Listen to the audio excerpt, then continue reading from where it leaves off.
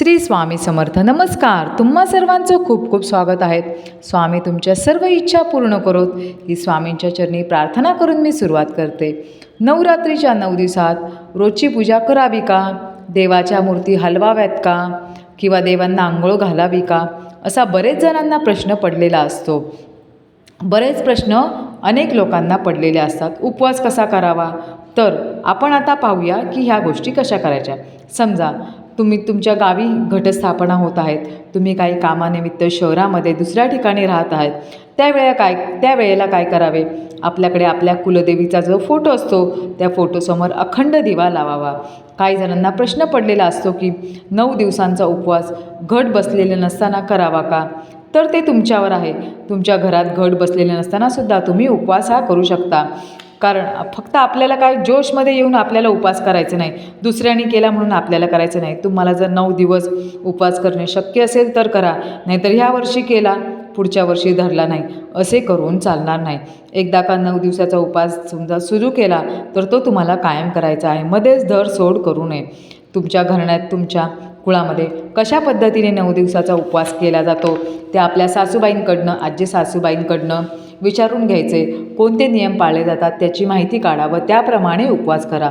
आपल्या घराण्यातील प्रथा मोडून दुसऱ्याने तसं केलं आहे, काहीतरी पाहिलं आहे, कोणीतरी काही सांगितलं आहे आणि म्हणून तुम्ही ते तसं करायचं नाही.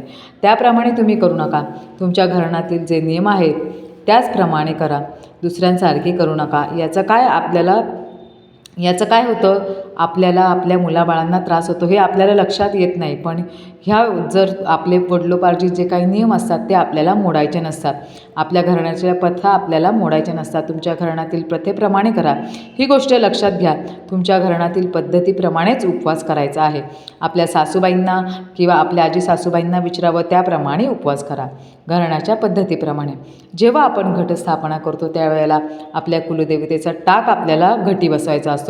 पण बाकीचे जे देव आहेत त्यांना आपल्याला त्यांची पूजा करायची असते. म्हणजे रोज आपण स्नान घालतो, आंघोळ घालतो, त्यांची देवपूजा करतो, त्यांना हळद कुंकू लावतो. या सगळ्या गोष्टी आपल्याला करायच्या आहे. कुलदेवतेचा टाक आपण हलवू शकत नाही, पण बाकीचे देव आपण हलवू शकतो.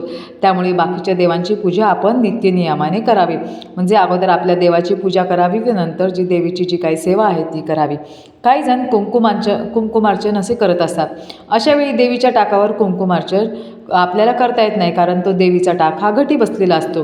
कुलदेवतेचा फोटो असेल तर त्याला कुंकुमार्चन तुम्ही करू शकता, किंवा श्रीयंत्र असेल किंवा लक्ष्मीची मूर्ती असेल, लक्ष्मीचा फोटो असेल त्यावर तुम्ही कुंकुमार्चन करू शकता. घटी बसवलेला टाक आपल्याला हलवायचा नाही.